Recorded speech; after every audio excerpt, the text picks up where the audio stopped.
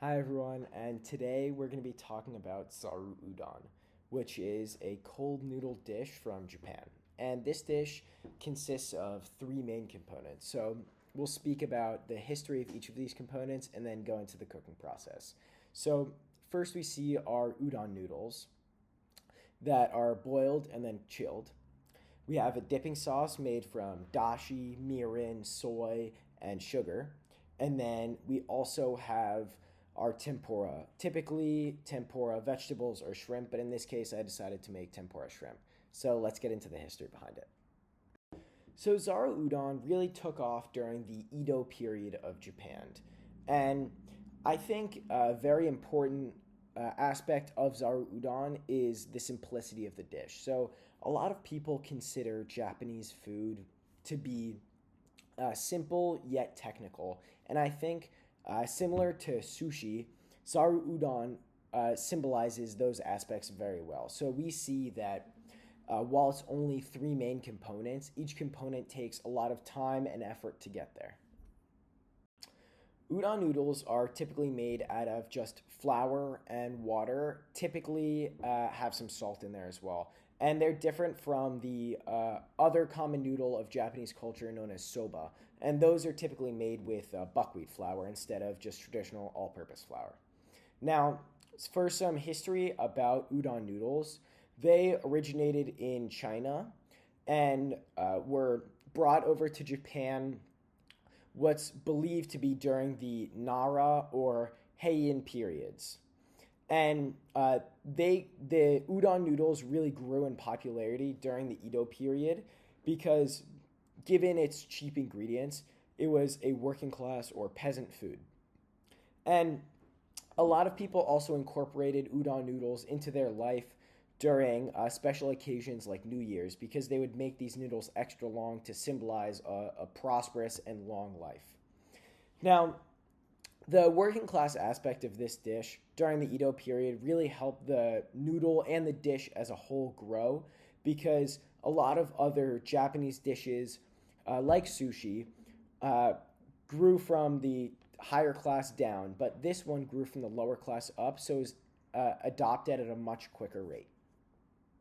Udon noodles are very special in Japanese culture because as they were brought over from China, they were adopted based on the region that they were brought into. And there are five very prominent types of udon noodles. So we see the Sanuki udon, Inaniwa udon, Mizusuwa udon, Kishimen udon, and Goto udon. Each of these having different textures, thickness, and are often served with a lot of different dishes. And I think this is really important in the growth of udon noodles, not just in Japan, but worldwide, because the great diversity of dishes that they're able to be incorporated into allows for more opportunities for other cultures to adopt them.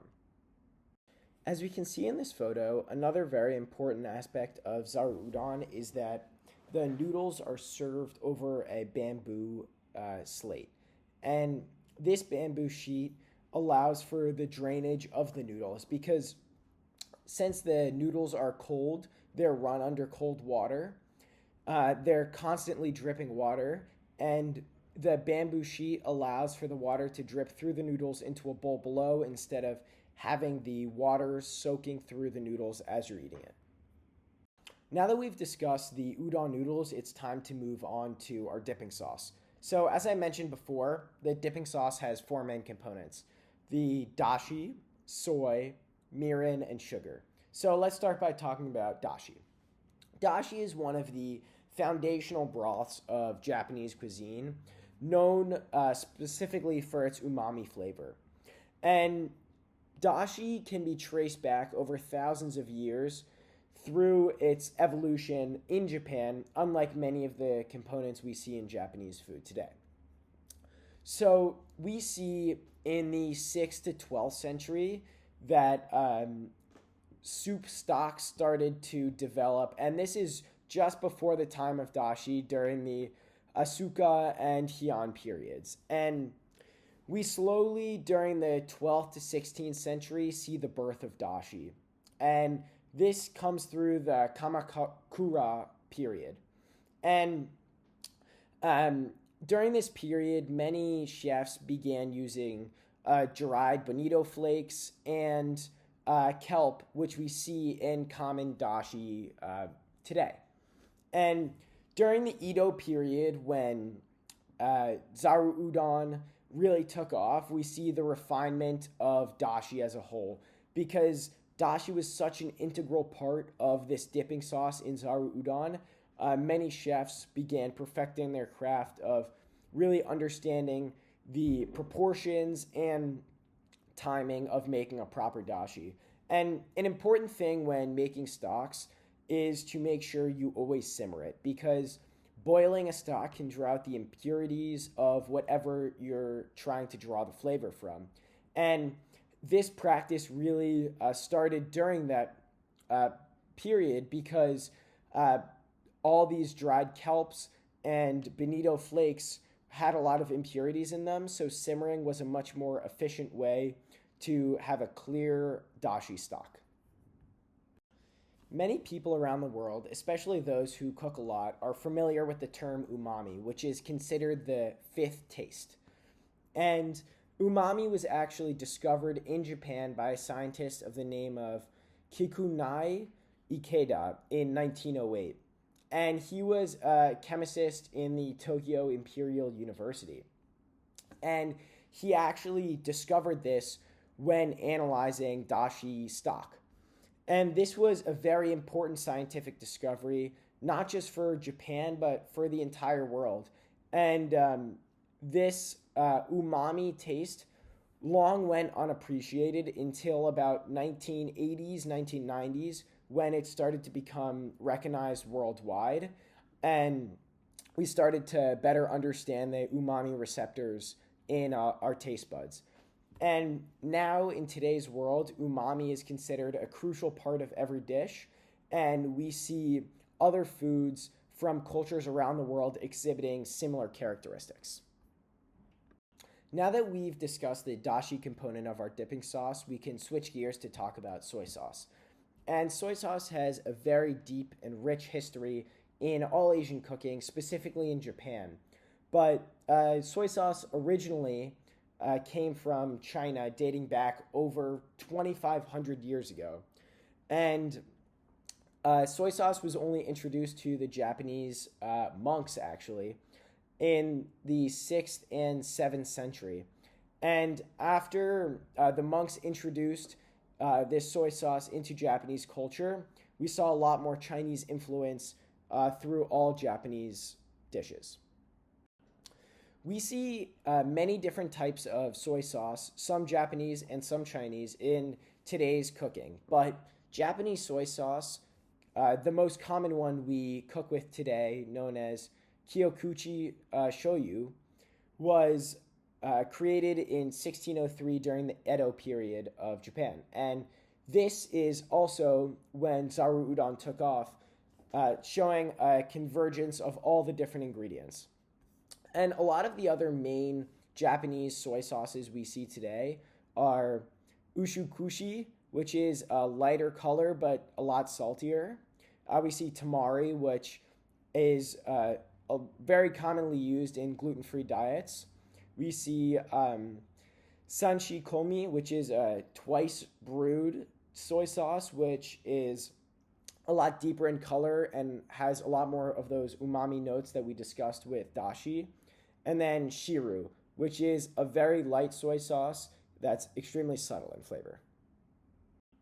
Now to discuss the third main component of our dipping sauce, we're going to talk about mirin. So mirin is a sweet rice wine from Japan with a very low ABV, or alcohol by volume.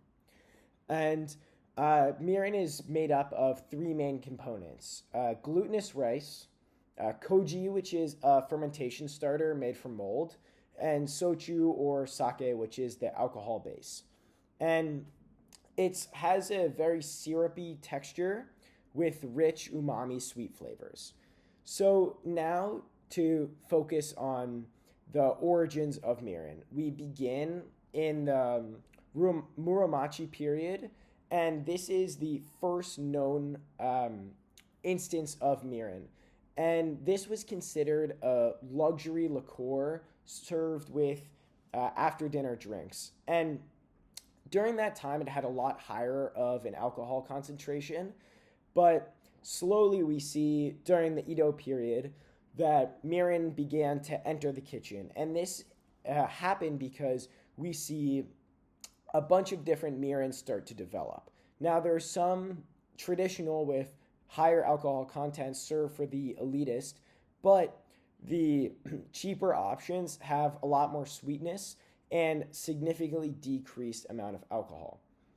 And we see that during the Meiji era, we see mirin incorporated into many different dishes and really became one of the traditional ingredients and the backbones of Japanese culture, often integrated into sushi making, which is obviously very important in Japan.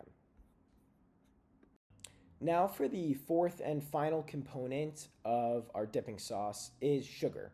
And sugar is the least important part of our dipping sauce, but has a very rich history in Japanese culture. So we see that sugar arrived in Japan likely through trade routes from China or other countries in Southeast Asia during the Nara period. And during the more medieval periods, it transitioned into a food often consumed by the elites and the nobility of Japanese culture. Now, we see during the 16th century that the Portuguese, which we'll mention later when talking about tempura, traded sugar with the Japanese people, and they began incorporating it more into their foods.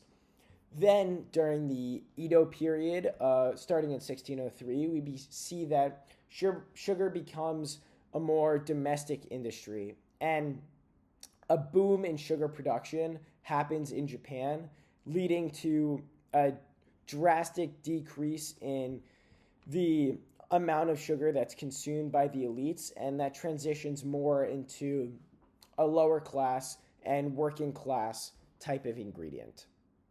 And then in 1860s, 1870s, we see the Meiji area begin, and this relates with the modernization and mass production of sugar in Japan, which allowed for the widespread use of sugar in Japanese food that slowly began to spread around the world. The final component of Zaru Udon that we're going to discuss today is tempura. Now, tempura is commonly associated with Japanese culture, but actually it originated in Greece.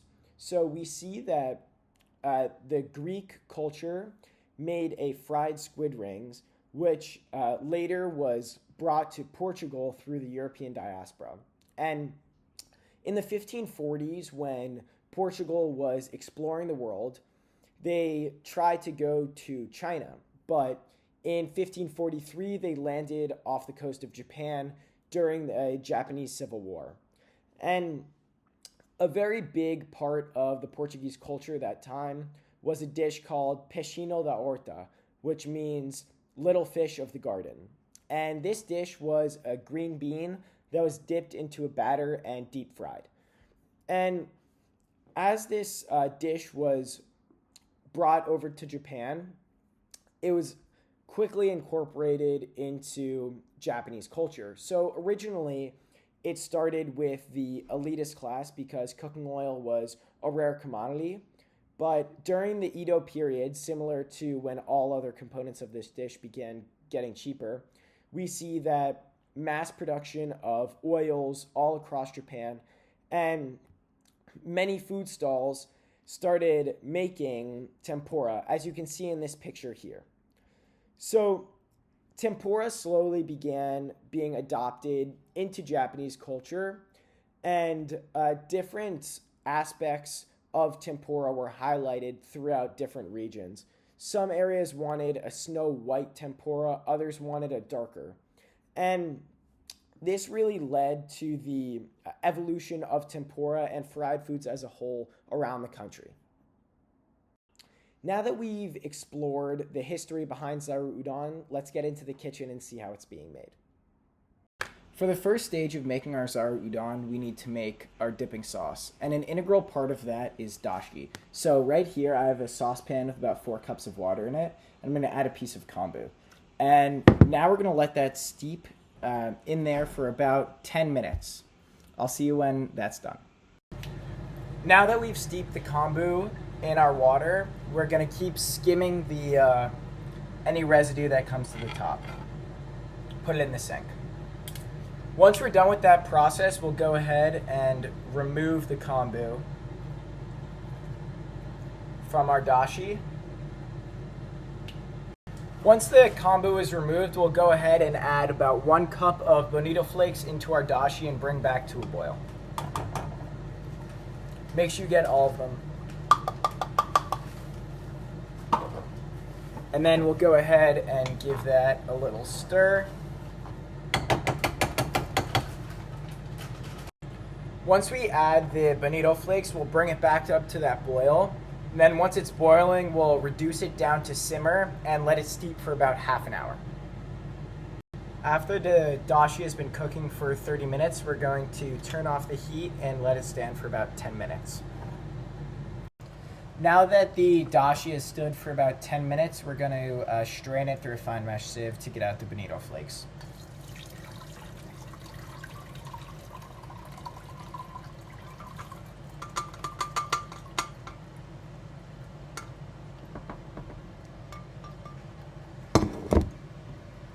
Now to make the dipping sauce for our Zaru Udon, we're going to start by adding our pre-made dashi, Japanese soy sauce, and mirin into a pot, bringing that to a simmer, and then adding a little bit of sugar, and then dissolving that in. Once the Zaru Udon dipping sauce mixture has come to a boil, we'll take it off the heat and let it cool completely. The next step for making our Zaru Udon is to take the heads off of our shrimp. To take the tail off our shrimp, we're going to pinch right here and pull it apart. Then after the tails are removed, we'll set them to dry. To make our tempura batter, we're going to add equal parts of all-purpose flour and cornstarch. And then to add the air and some extra flavor, we're going to be adding club soda and a Japanese beer called Sapporo. Now that we have our tempura batter already mixed, we're going to begin frying. So we'll heat up some high heat canola oil in a saucepan, dip our shrimp into the tempura batter, and make sure you have a plate lined with paper towel ready to go to take them out, and salt for finishing with seasoning. Before we start frying the shrimp, we're going to bring a pot of water to boil for our noodles. Now we want to make sure we boil the noodles before so they have time to cool down, because Zaru Udon is a cold noodle dish. Once the water is boiling, we'll go ahead and add our udon noodles to the pot. Now that the noodles are about halfway done cooking, we will turn on our oil and heat that up. Now that the noodles are done boiling, we're going to strain them and run them under cold water to cool down, as Zaru Udon is a cold noodle dish. After we strain the noodles and have the shrimp prepped, we're going to dip them into our tempura batter and drop them into the hot oil. Once the shrimp are about halfway done, we'll begin flipping them in the oil so they fry and color evenly. Now that the shrimp are nicely fried, we'll take them all out of the oil